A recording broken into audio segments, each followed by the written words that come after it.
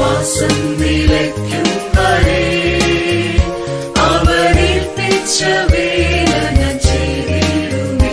ഞാൻ മണ്ണോട് ചേരും വരെ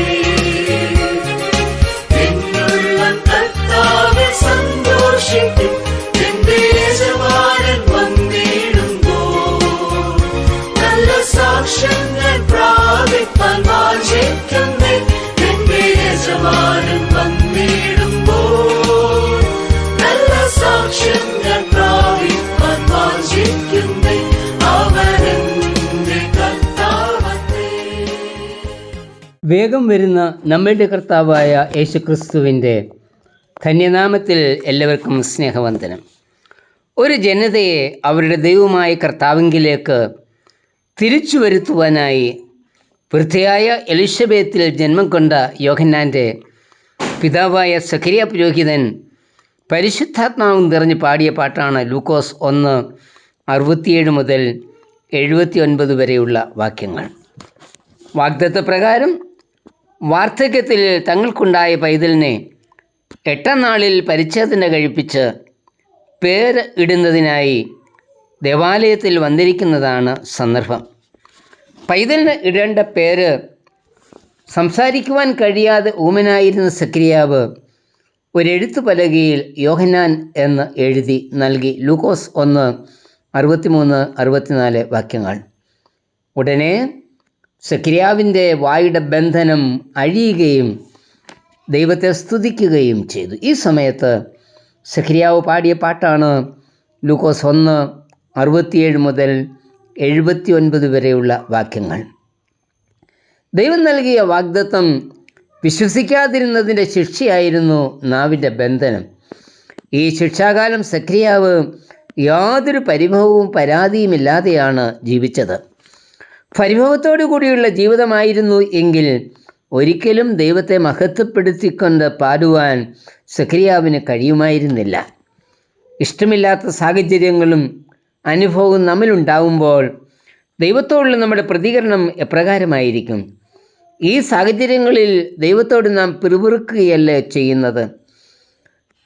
കഷ്ടതയെക്കുറിച്ചുള്ള പഴയ പൗലോസിൻ്റെ വീക്ഷണം, നൊടി നേരത്തേക്കുള്ള ഞങ്ങളുടെ ലഘുവായ കഷ്ടം അത്യന്തം അനവധിയായി തേജസ്സിൻ്റെ നിത്യകനം ഞങ്ങൾക്ക് കിട്ടുവാൻ ഹേതുവാകുന്നു. 2 കൊരിന്ത്യർ 4:17. അതുകൊണ്ട് ധൈര്യത്തോടെ പ്രതികൂലങ്ങളെ നമുക്കും നേരിടാം. ഈ പാട്ടിൽ ദൈവത്തിൻ്റെ 3 വിധത്തിലുള്ള രക്ഷാകരമായ പ്രവൃത്തിയെക്കുറിച്ച് പറയുന്നു.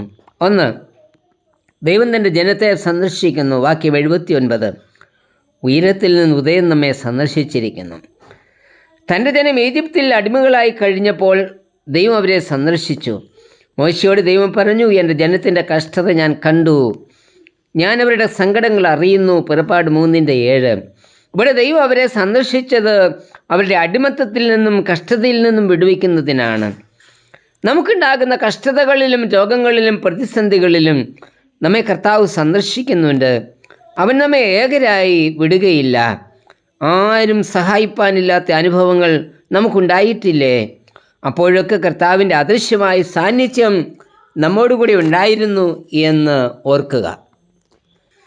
കർത്താവിൻ്റെ സാന്നിധ്യം അനുഭവിച്ചുകൊണ്ട് സാധു കൊച്ചുകുഞ്ഞു ഉപദേശി ഇപ്രകാരം പാടി: ആരും സഹായമില്ലെല്ലാവരും പാര് കണ്ടും കാണാതെയും പോകുന്നവർ, എന്നാൽ എനിക്കൊരു സഹായകൻ വാനിലുണ്ടെന്നറിഞ്ഞതിലുല്ലാസമേ.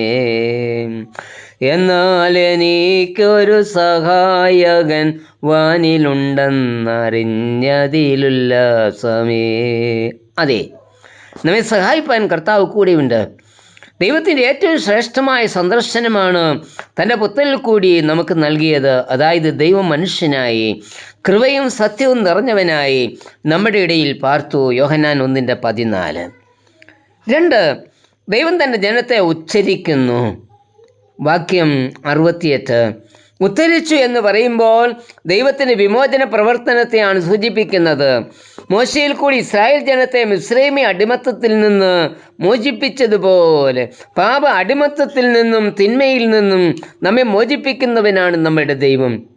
70-71 വാക്യങ്ങളിൽ പറയുന്നത്, നമ്മുടെ ശത്രുക്കളിൽ നിന്നും നമ്മെ പകയ്ക്കുന്നവരിൽ നിന്നും നമ്മെ രക്ഷിപ്പാൻ രക്ഷയുടെ കൊമ്പ് ഉയർത്തിയിരിക്കുന്നു എന്ന അതിശക്തമായ ഒരു വിടുതലാണ് കർത്താവ് നമുക്കായി ഒരുക്കിയത്.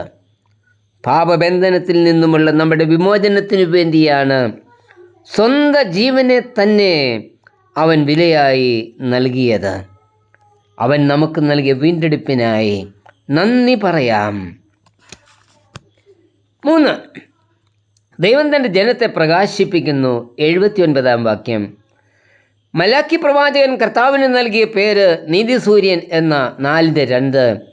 യോഹന്നാൻ പറയുന്നത്, ഏത് മനുഷ്യനെയും പ്രകാശിപ്പിക്കുന്ന സത്യ വെളിച്ചം ലോകത്തിലേക്ക് വന്നു.